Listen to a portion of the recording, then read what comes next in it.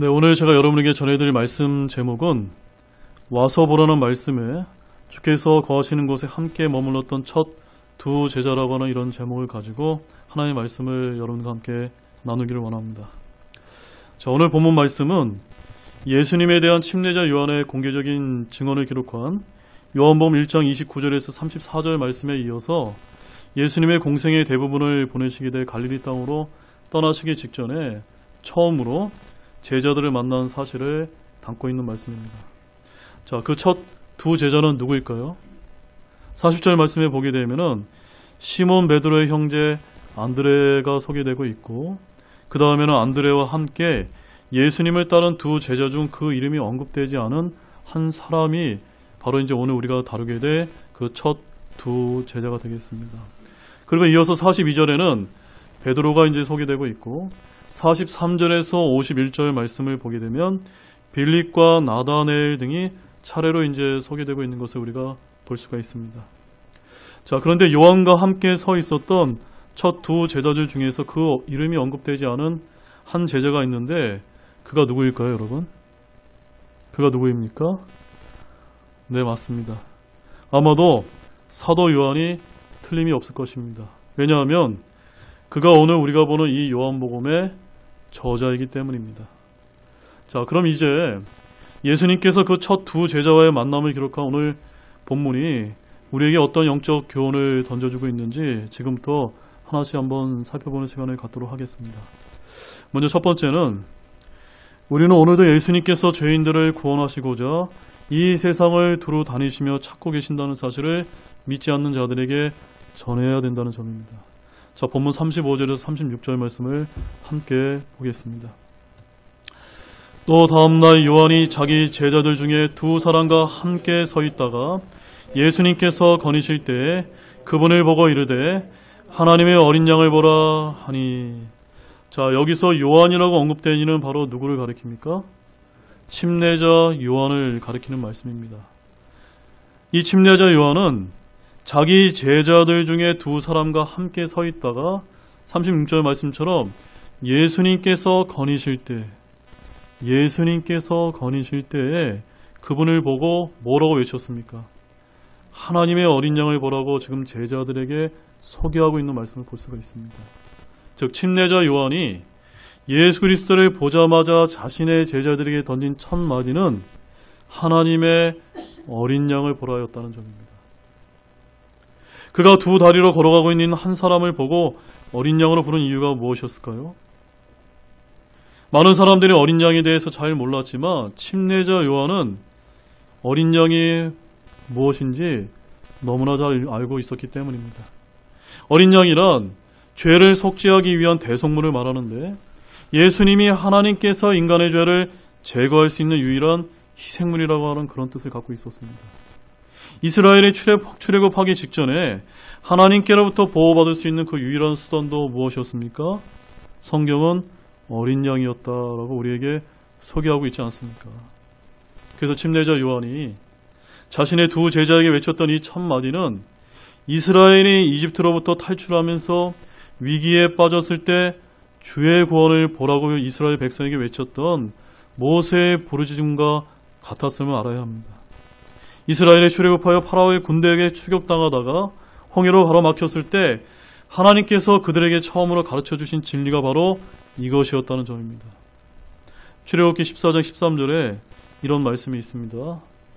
모세가 백성에게 이르되 너희는 두려워하지 말고 가만히 서서 오늘 주께서 너희에게 보여주실 그분의 구원을 보라. 무엇을 보라고요? 주님의 구원을 보라는 것입니다. 바로 침례자 요한도 이 두 제자에게 자신을 따르는 사람들에게 하나님의 어린 양을 보라고 구원자 예수 그리스도를 바라보라고 외쳤던 것입니다.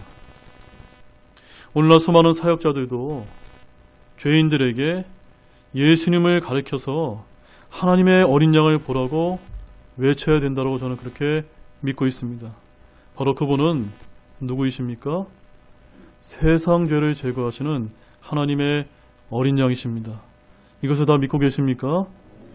자, 그런데 예수님께서는 공생애를 시작하시면서 어느 한 곳에 머물러 계시지 않고 언제나 유대 땅의 여러 곳을 두루 다니며 즉 거니시며 사역을 하셨다는 점입니다.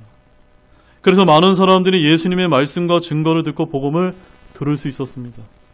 여기서 예수님께서 두루 다니신 것이 그분의 중요한 사역의 특징이었다는 사실을 주목하시기 바랍니다. 무엇이 특징이었다고요? 예수님께서 그저 한 곳에 머무신 것이 아니라 두루두루 돌아다니시면서 복음을 선포하셨다는 점입니다. 우리 주님께서는 항상 한 곳에 머물러 계시면서 필요한 사람에게 내게로 오라고 말씀하고 있는 것이 아니라 항상 그들에게 필요한 자들에게 먼저 다가가셨다는 것을 우리가 볼 필요가 있다는 점입니다. 우리 마태복음 4장 23절 말씀을 한번 보시겠습니다. 예수님께서 온 갈릴리에 두루 다니사 그들의 회당들에서 가르치시고 왕국의 복음을 선포하시며 백성 가운데서 온갖 종류의 질환과 온갖 종류의 질병을 고치시니. 예수님이 어떠한 분이십니까? 두루 다니시면서 복음을 선포하셨다는 점을 여러분들이 이 말씀을 통해서 주목하시기 바랍니다. 우리 하나님께서는요, 선과 악을 알게 하는 나무에서 난 것을 먹고 타락하여 숨은 아담 부부에게 먼저 찾아오셔서 가죽옷을 입혀주셨다는 사실입니다. 언제나 죄인은 자신들의 죄 때문에 하나님부터 숨으려고 하는 것이 그 특징입니다. 그래서 우리는 죄를 멀리해야 됩니다. 죄인은 스스로 하나님을 찾지 않으며 우리 주님께서 먼저 죄인을 구원하러 친히 찾아오셨음을 여러분들은 아시기 바랍니다. 그것이 바로 하나님의 은혜라는 사실입니다. 맞습니까? 주님이 먼저 우리를 찾아와서 만나주셨기 때문에 오늘 우리가 이 은혜에 참여하게 되었고 소망을 가질 수 있게 된 것입니다. 예수님께서는 지금 우리 눈에는 보이지 않지만 지금도 이 세상에 두루다니며 죄인들을 부르고 찾고 계심을 여러분들이 아시기 바랍니다. 그래서 마태복음 11장 28절에서 예수님께서는 이렇게 초청하고 계십니다. 수고하고 무거운 짐진 모든 자들아 너희는 내게로 오라 내가 너희에게 안식을 주리라. 우리 주님께서는 자신에게 오라고 부르시는 것 같지만 사실은 우리 죄인들의 무거운 죄짐을 벗겨주려고 친히 찾아오고 부르시는 분이심을 믿으시기 바랍니다. 이 세상이 줄 수 없는 참된 안식을 주시려고 부르고 계시는 분입니다. 그렇기 때문에 아무도 우리 스스로 애써서 내가 노력해서 예수님을 만났다고 말해서는 됩니까? 안 됩니까? 곤란하다는 것입니다. 이것은 주님의 은혜를 헛되게 만드는 교만한 말이며 잘못된 자기 자랑에 불과합니다. 우리 스스로 만나고 깨닫게 된 것이 아니라 주님께서 찾아오신 것이며 누군가 그분을 여러분에게 소개해주고 증거해 주셨으면 항상 잊어서는 안 된다는 점입니다. 예수님께서 먼저 우리를 찾아와 만나주지 않으셨다면 우리 모두는 여전히 죄 가운데 살고 있을 것이라는 사실을 깨닫기 바랍니다. 그러면 우리의 역할이 이제는 무엇이겠습니까? 우리의 역할이 무엇일까요? 오늘 침례자 요한처럼 죄인들을 찾아 두루 다니시는 그 예수님에 대해서 세상 사람들에게 전해야 할 역할이 우리에게 있다는 사실입니다. 바로 우리는 주변에 있는 사람들에게 하나님의 말씀을 통해 예수님께서 바로 그들 앞에 서 계심을 알게 하여 그들로 하여금 하나님의 어린 야심을 바라보게 해야 된다는 점입니다. 그들로 회개하고 구원받게 하는 것이 우리의 사명일 줄로 믿는 여러분 모두가 되시길 바라겠습니다. 우리 계시록 3장 20절 말씀 한번 찾아보시겠습니다. 보라, 내가 문에 서서 두드리노니 누구든지 내 음성을 듣고 문을 열면 내가 그에게로 들어가 그와 함께 만찬을 먹고 그는 나와 함께 먹으리라. 아멘이십니까? 지금 이 자리에서 혹시 여전히 예수님이 누구이신지 내가 정확하게 모르시는 분이 있다면 말씀을 통해서 여러분 마음 문 바깥에 지금 똑똑똑 두드리고 계시다는 사실을 믿으시기 바랍니다. 우리 편에서는 어떻게 하기만 하면 됩니까? 우리의 마음 문을 활짝 열어서 그 구원자이자 진리이신 그 예수님을 하나님의 어린 양으로 받아들이고 믿는 것입니다. 분명 우리 주님께서는 죄인의 마음 문을 두드리고 계시지만 미련하고 우둔하여 그들이 깨닫지 못하므로 먼저 깨닫고 구원받은 우리가 대신 전해줘야 되는 것입니다. 침례자 요한이 그랬던 것처럼 우리도 예수님께서 누구시며 왜 찾아오셨는지 오직 그것만을 전하시는 여러분 모두가 되시길 바랍니다. 누가복음 19장 10절에 예수님께서 이렇게 말씀하셨습니다. 사람의 아들은 잃어버린 것을 찾아 구원하러 왔느리라. 예수님께서 무엇을 찾으러 오셨다고요? 잃어버린 혼들을 찾으러 구원하기로 오셨다는 것을 우리가 이 말씀을 믿고 먼저 은혜를 받은 우리가 은혜를 모르는 사람들에게 찾아가는 우리 등대교회 모든 형제자매님 되시기를 주님의 이름으로 소망합니다. 그 다음에 두 번째는 진리를 깨닫는 것 못지않게 우리에게 중요한 것은 주님을 따라 나설 수 있는 결단력 있는 용기가 필요하다는 것입니다. 무엇이 필요하다고요? 주님을 내가 따라 나서겠다고 하는 결단력 있는 용기가 이 시대에 더더욱 필요하다는 것입니다. 우리가 신앙생활을 하다 보면 그저 머리로만 지식을 채워서 내가 주님을 깨닫기 위해서 믿는 분들이 너무나 많이 있습니다. 머리로 믿는 것은 그건 신앙이 아닙니다. 우리는 주님을 믿었다면 그분의 삶을 본받아 따라 나서는 이런 제자의 삶을 살아야 되는 것입니다. 우리 37절 말씀 보십시오. 그 두 제자가 그의 말을 듣고 예수님을 따르거늘. 우리 한 번만 더 읽어보겠습니다. 그 두 제자가 그의 말을 듣고 예수님을 따르거늘. 오늘 말씀의 핵심이 바로 여기 있는 것입니다. 여기서 주목해야 될 점은 침례자 요한과 함께 서 있던 첫 두 제자가 어떠한 반응을 보였는지입니다. 어떤 반응을 보였습니까? 그들이 예수님에 대한 말씀을 듣고 침례자 요한을 떠나서 예수님을 따랐다는 사실입니다. 여기서 우리는 아주 굉장히 중요한 진리를 발견하게 됩니다. 오늘날 참된 사역자, 진짜 사역자는요, 자신을 따르게 하는 것이 아니라 주 예수님을 따르도록 인도해야 된다는 점입니다. 많은 사역자들이 예수님을 따르라고 전하면서 실제로는 자기 자신을 추종하는 신도들을 만들고 있지 않은지 한번 생각해 볼 필요가 있다는 점입니다. 그래서 우리가 알 수 있는 대표적인 사실은 어떠한 사역자도, 특별히 우리 어떠한 유명한 목회자라 할지라도 자신의 이름이 주 예수 그리스도의 이름보다 앞서 증거되어서는 됩니까? 안 됩니까? 안 된다는 점입니다. 바로 사역자의 역할은 단지 그 사역의 주인이신 주님께로 인도하는 역할을 하면 그것으로 족하다는 것입니다.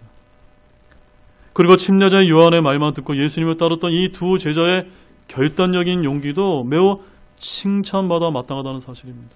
왜냐하면 예나 지금이나 많은 사람들이 인생을 살면서 참으로 많은 말씀을 듣지만 그저 듣기만 할 뿐 예수님을 따라 나서는 제자의 삶을 원하지 않기 때문입니다.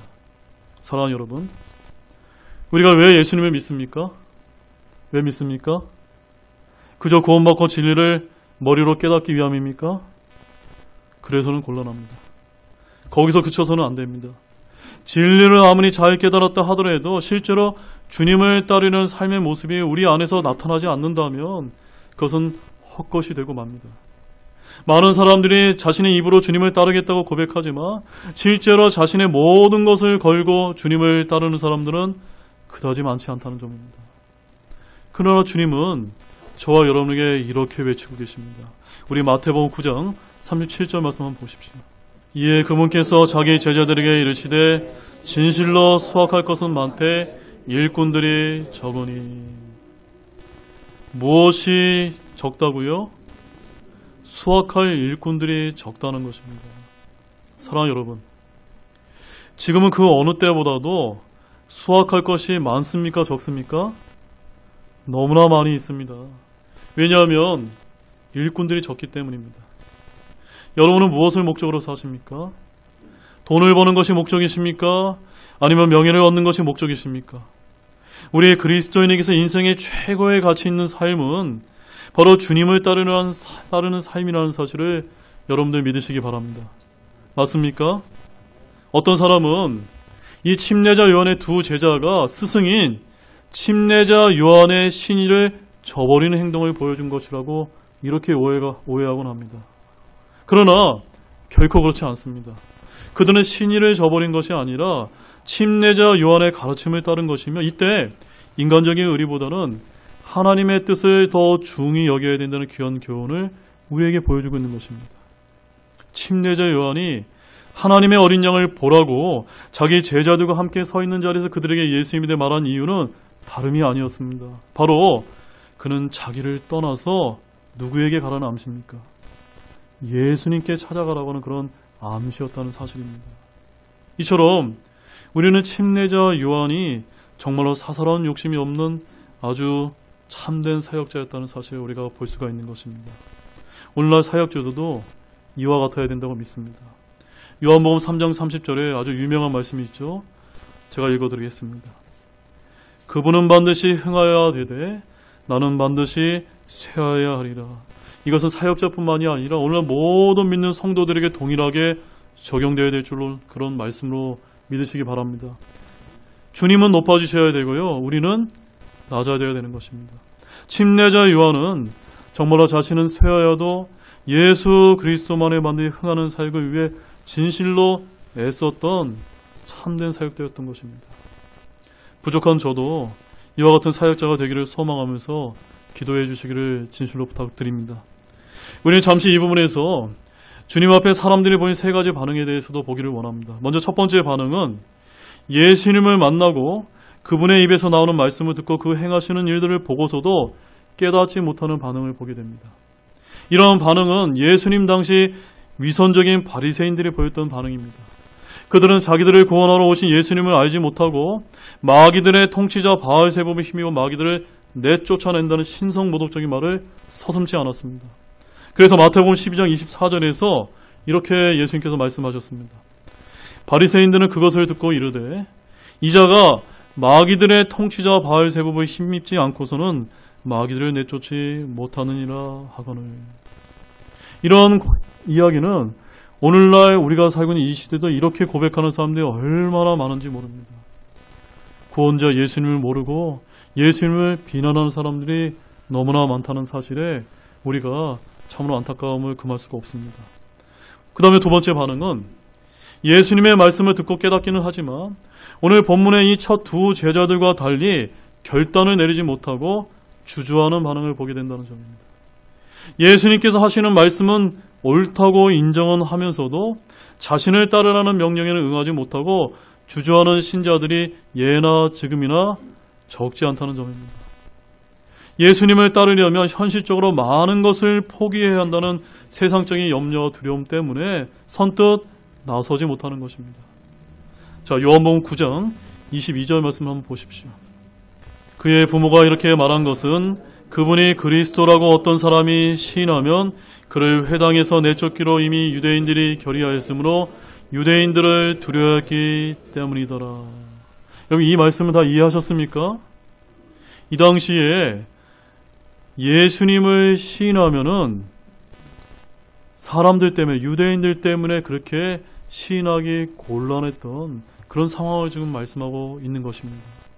우리는 이와 같은 신자가 되어서는 안 될 줄로 믿기 바랍니다. 이런 무리의 신자들은 예수님께서 누구인지는 알지만 그 깨달음이 자신에게 전혀 유익을 주지 못하는 그런 경우에 해당됩니다. 자기를 부인하지 못하고 순종하지 않는 신자는 진리에 대한 지식을 가지고 있다 할지라도 그것으로부터 얻게 될 유익이 참으로 많지 않다는 사실을 여러분들이 아시기 바랍니다.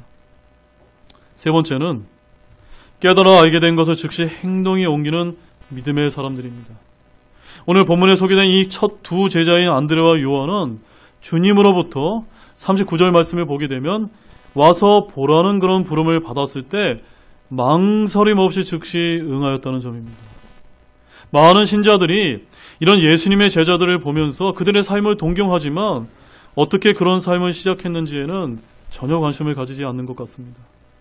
그들은 예수님을 따르게 되었을 때 미래에 대한 어떤 확실한 보장도 없는 상태에서 자신의 인생을 모두 드릴 수 있는 결단력이 있는 용기를 보여주었다는 사실입니다. 주님의 제자들은 그분의 부름을 받았을 때 이처럼 행하였고 이것은 오늘날 우리에게 시사하는 바가 크다고 저는 그렇게 믿고 있습니다. 우리 이사야서 6장 8절 말씀 한번 보시기 바랍니다. 또한 내가 주의 음성을 들었는데 이르시기를 내가 누구를 보내며 누가 우리를 위하여 갈까 하시더라.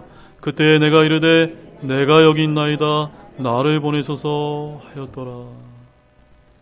사랑하는 여러분, 교회 안에서 주님의 말씀을 깨달아 아는 성도들 중에 진리의 지식을 가진 사람들은 참으로 많이 있습니다. 특별히 우리 같은 독립침례교회 안에는 더더욱더 많이 있다라고 저희들은 그렇게 잘 알고 계실 것입니다.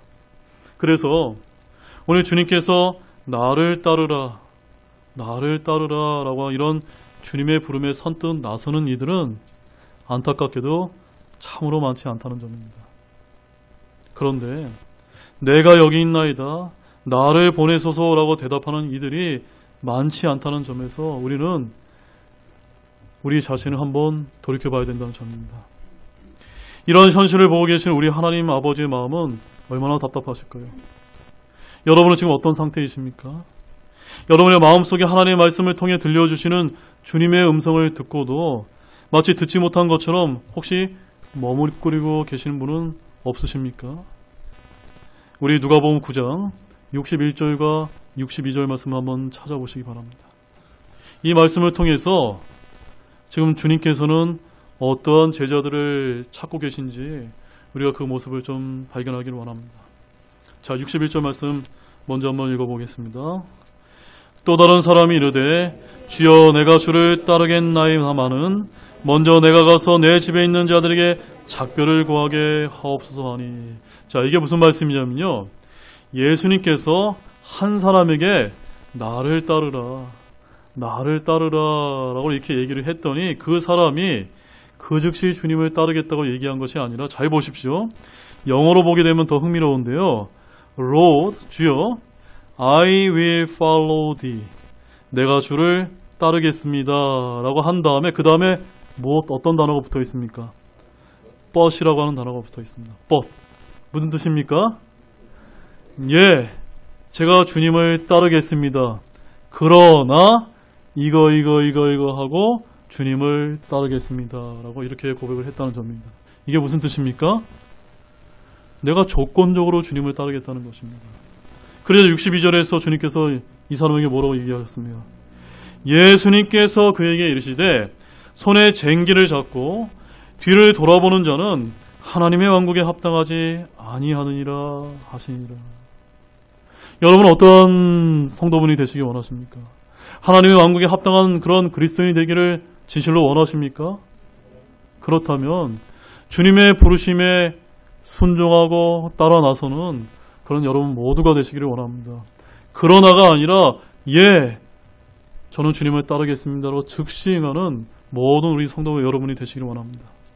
그 다음에 세 번째는 우리는 주님 그분 자신을 구해야 되지 그분으로부터 무언가를 바라는 믿음은 바람직하지 않다는 점입니다. 오늘 우리 한국 기독교를 한번 보십시오. 교회여서 물질적인 거, 명예, 사업적인 이유 때문에 교회에 나오는 성도분들이 많이 있습니다. 저는 특별히 우리 목회자 자녀로 컸기 때문에 저희 아버님이 그 지역에서 굉장히 가장 큰 교회였기 때문에 사업적인 이유 때문에 나오는 그런 성도분들도 굉장히 많이 있으셨습니다. 물론 우리 교회는 작기 때문에 그런 분이 전혀 없을 것이다라고 저는 그렇게 분명하게 믿고 있습니다. 그러나 우리는요, 예수님 그분 자신을 찾고 알기를 구해야 되지 어떠한 무언가 바라는 믿음은 곤란하다는 점입니다. 자, 38절 말씀 보십시오. 본문 38절. 그 점에 대해서 오늘 본문 38절이 잘 나와 있습니다. 함께 보겠습니다.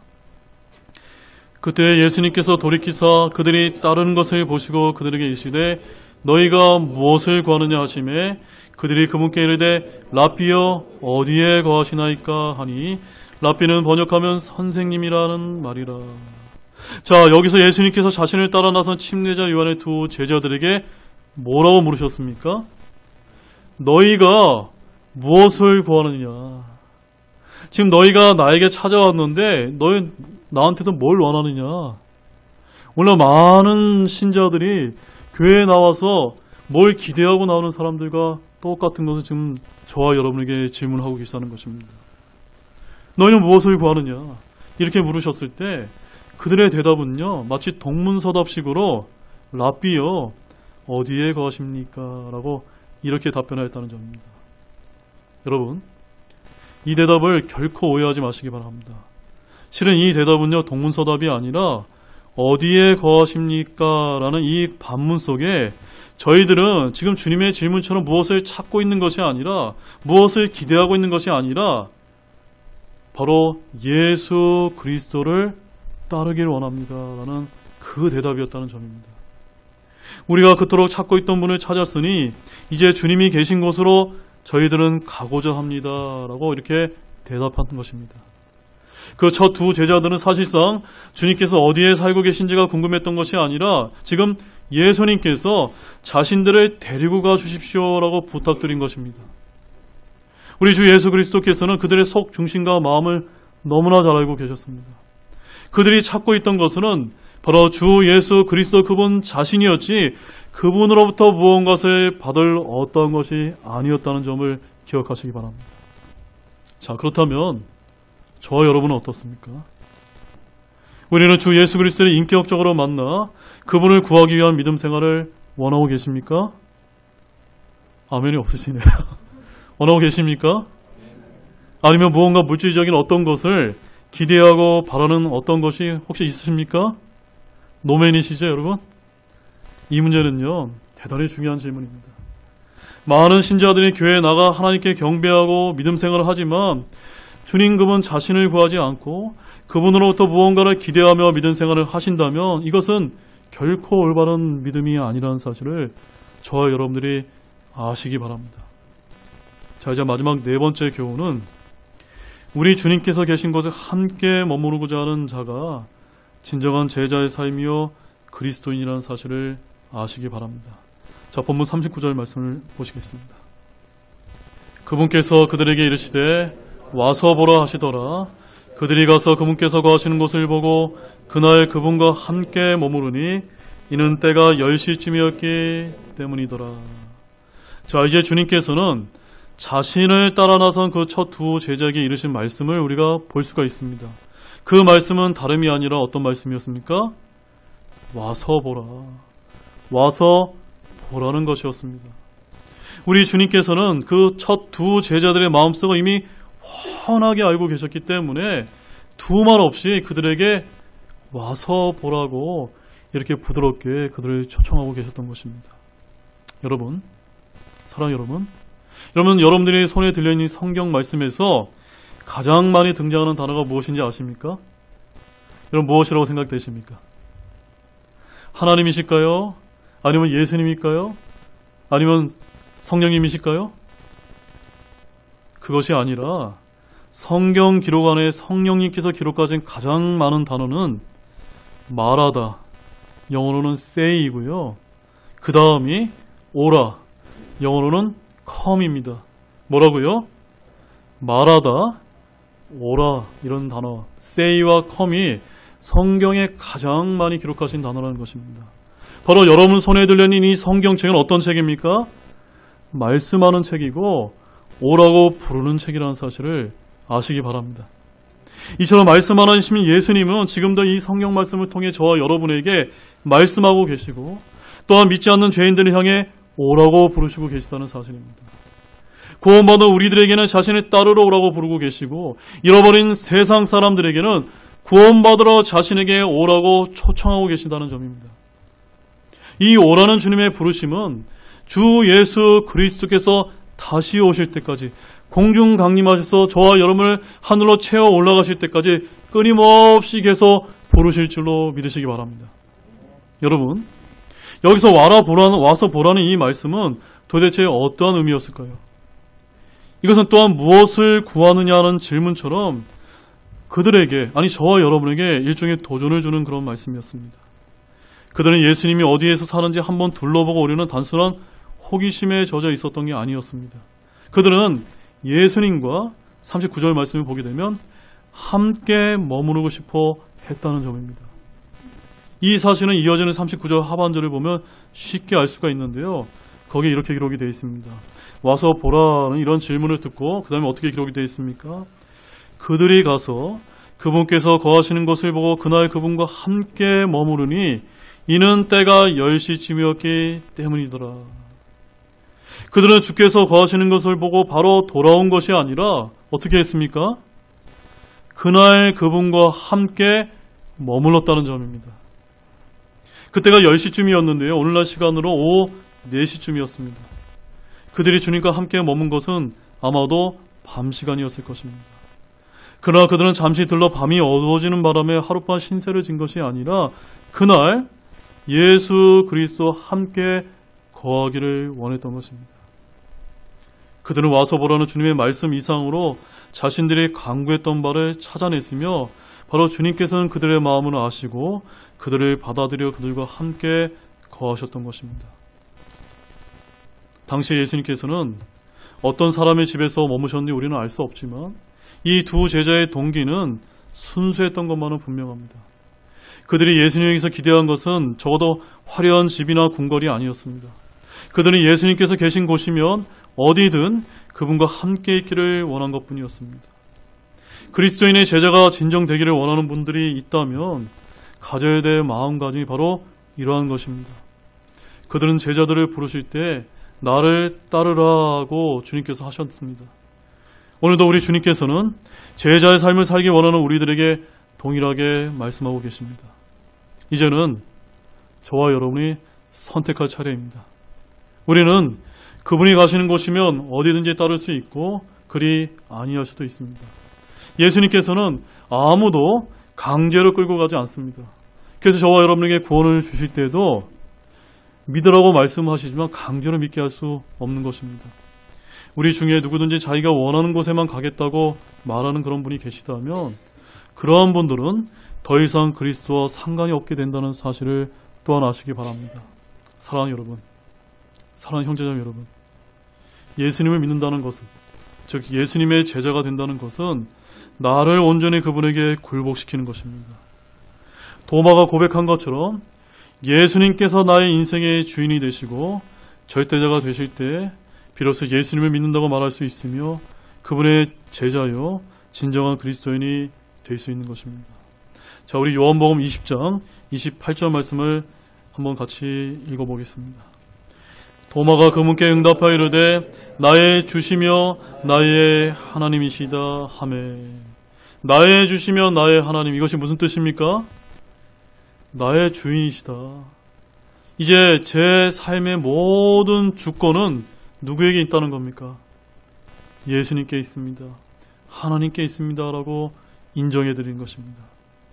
우리가 주의 이름을 부르면서도 여전히 모든 일에 대한 선택권과 결정권을 나 자신이 쥐고 있다면 그분을 위한 삶도 그분께 쓰임받기 어렵다는 것을 여러분들이 아시기 바랍니다.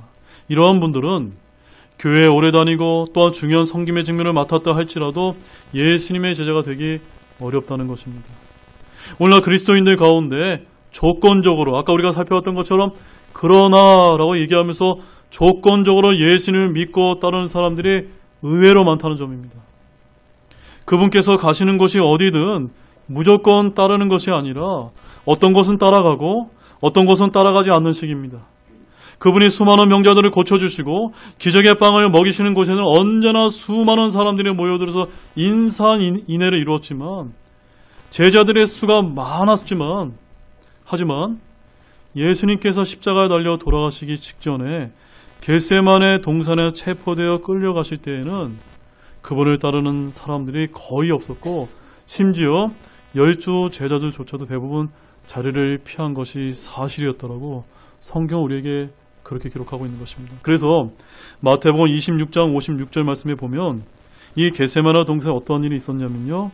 그러나 이 모든 일이 일어난 것은 대언자들의 성경 기록들을 성취하려 함이라 하시더라.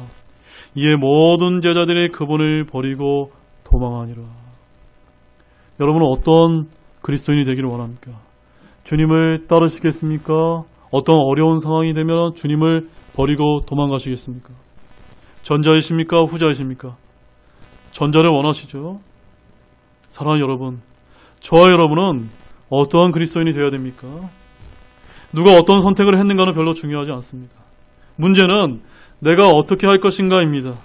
예수님께서 어디로 가시든지 다른 사람이 될 것인지 아니면 조건적으로 자신이 원하는 것만 쫓을 것인지 우리는 분명하게 선택을 해야만 됩니다. 이에 따라 진정한 그리스도인이 맞는지 그런 여부가 가려지게 될 것입니다. 로마서 8장 17절 말씀을 찾아서 한번 보시겠습니다. 로마서 8장 17절 말씀입니다. 우리 진정한 제자가 되기를 원하는 그런 그리스도인들이 되기를 원하는 분들이라면 이 말씀대로 살기를 원합니다. 로마서 8장 17절 말씀입니다. 함께 읽겠습니다. 자녀이면 상속자 곧 하나님의 상속자여 그리스도와 함께하는 공동 상속자이다. 우리가 그분과 함께 고난당하면 이것은 우리가 함께 영광도 받으려 함이라. 여러분, 주님을 따르는 길은 때로는 고난이 뒤따르게 되어 있습니다. 그러나 주님께서는 우리에게 고난만 약속한 것이 아닙니다. 고난을 함께 주님과 함께 감당한다면 우리가 주님을 만나는 그때 우리가 생각해보지 못한, 우리가 기대해보지 못한, 우리가 감히 상상할 수 없는 영광도 우리에게 약속하시다는 것을 믿고 주님과 함께 따르는 모든 분들이 되시길 소망합니다. 이제 결론을 맺겠습니다. 오늘 우리가 살펴본 영적 교훈을 잘 새겨서 어디든 주님을 따라가는 귀한 삶을 소망하는 모든 분들이 되시기를 주님의 이름으로 소망합니다.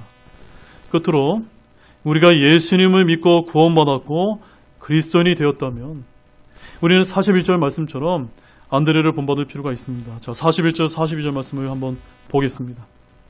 그가 먼저 자기 형제 시몬을 찾아내어 그에게 이르되 우리가 메시아를 만났다 하니 메시아는 번역하면 그리스도라. 그가 그를 데리고 예수님께로 오매 예수님께서 그를 바라보시고 이르시되 내가 요나의 아들 시몬인즉 게바라 불리라 하셨는데 게바는 번역하면 돌이라. 자, 여기서 주목할 점은 안드레가 어떻게 행동했습니까? 예수님을 만난 그 즉시 제자가 된 다음에 그 즉시 누구를 찾아갔습니까? 시몬 베드로를 찾아가서 베드로를 데리고 예수님께로 데려왔다는 점입니다. 저와 여러분도 이와 같은 그리스도인이 될 줄로 믿으시기 바랍니다. 이것이 주님을 따르는 제자들에게서 나타나는 자연스러운 반응입니다. 너무나 자연스러운 반응입니다. 사랑하는 여러분, 오늘 우리는 이 말씀을 통해 예수님을 만났던 첫 두 제자의 귀한 모습을 발견할 수가 있었습니다. 누군가는 침례자 요한이나 안드레처럼 주님을 증거하여 그분을 주변 사람들이 소개하는 역할이 필요하다는 점입니다. 아멘이십니까? 그 다음에 두 번째로 누군가는 그 예수님으로부터 와서 보라는 말씀을 우리가 들었다면 그분께서 거하시는 곳에 어떠하든지 함께 머무르고자 하는 그런 순종하는 그리스도인들이 필요하다는 사실을 믿으시기 바랍니다. 여러분은 어떻게 하시겠습니까? 이런 주님의 제대된 삶을 사시겠습니까? 우리 다 같이 일어나시겠습니다.